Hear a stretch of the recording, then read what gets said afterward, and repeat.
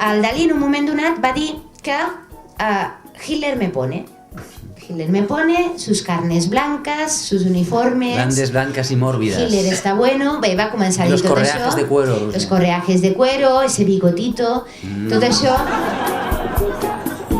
Bé, doncs el James Joyce, a banda d'escriure aquest llibre, feia moltes altres coses i una d'elles era demanar-li a la seva dona que li enviava diners, que es comprés calces... Molly Bloom, es deia la dona. I que les embrutés i, a més, que li fes pets a la cara o que li expliqués com es tocava quan estava a la banyera.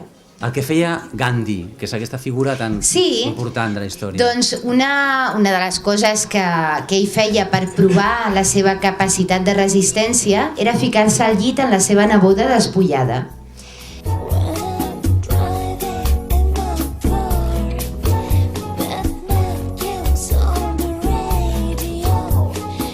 Va tenir de clients el Belmondo, el Dalí, però en concret del que se'n recordava molt era del Camilo José Cela perquè va demanar que entressin a l'habitació ella i una altra noia.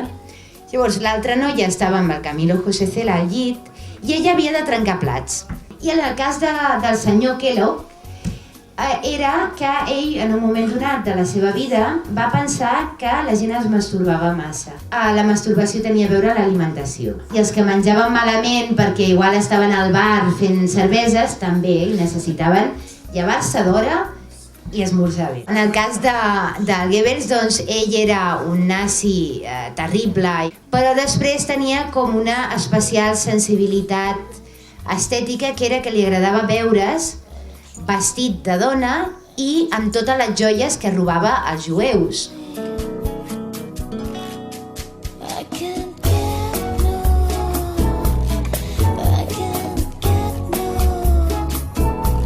Aquesta noieta, amb uns 18 anys, va veure l'aparició de la Verge en Jesús.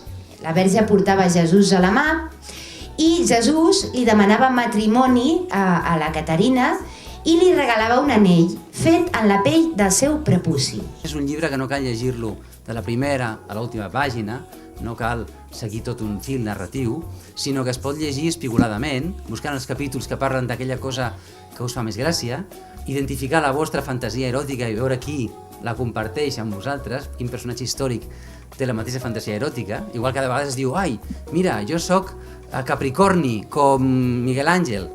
Doncs mira, a mi també m'agrada això, m'agrada que em facin pessigolles amb una ploma a una part, no? I compartir amb personatges de la història les fantasies, no? Passareu una molt bona estona.